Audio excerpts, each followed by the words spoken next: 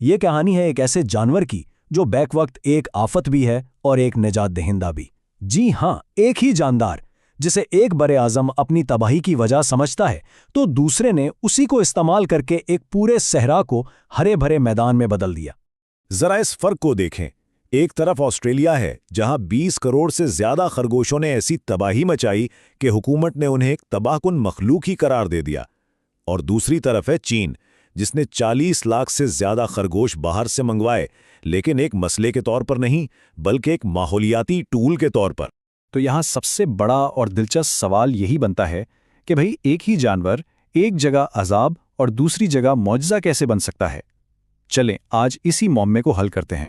हमारी कहानी का जो विलन है वो है कबूची सहरा।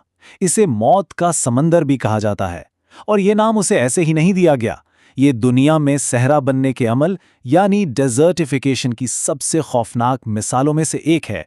जरा तसव्वुर करें, कई दहाइयों तक कबूची सहरा हर साल 5 लाख एकड़ जरखेज जमीन निगल रहा था।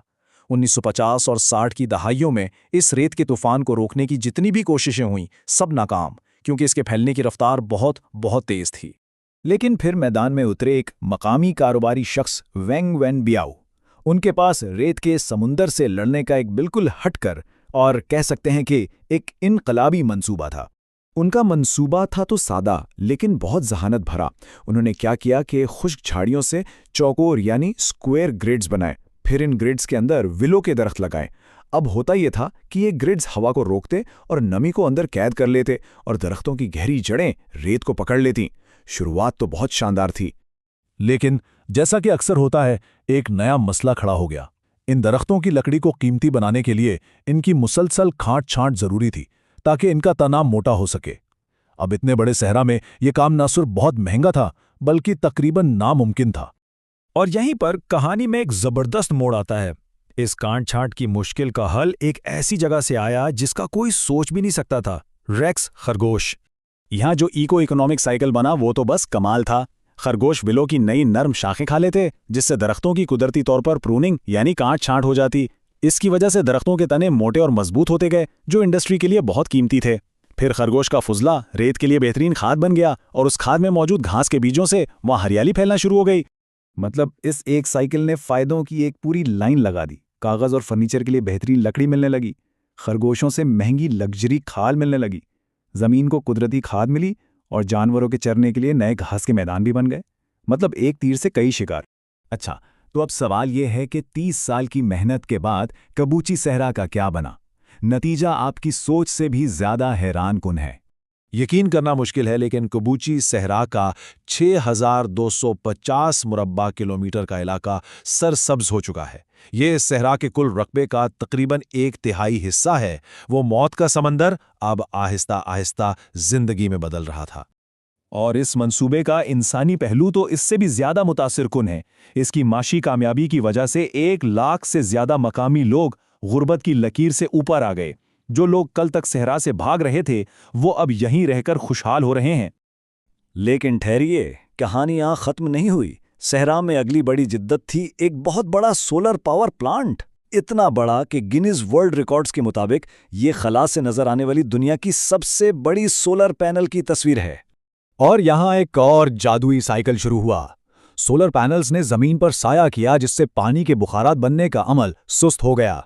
इस ठंडी और नम मिट्टी में घास उगने लगी, और फिर इस घास को खाने के लिए पैनल्स के नीचे खरगोश पाले गए, जिससे खाद और हरियाली का वही चक्कर फिर से चल पड़ा। इस सोलर प्लांट के फायदे भी बहुत बड़े हैं।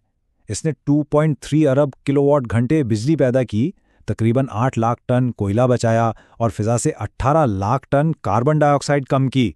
यह साफ तवानाई और माहौलियाती बहाली का एक बेहतरीन इम्तिजाज है। तो चलें अब अपने असली सवाल पर वापस आते हैं। आखिर ये मॉडल चीन में इतना कामयाब क्यों हुआ जबकि ऑस्ट्रेलिया में यही खरगोश एक आफत बने हुए हैं? जवाब सिर्फ एक लफ्ज में है, कंट्रोल। सारा खेल कंट्रोल का है।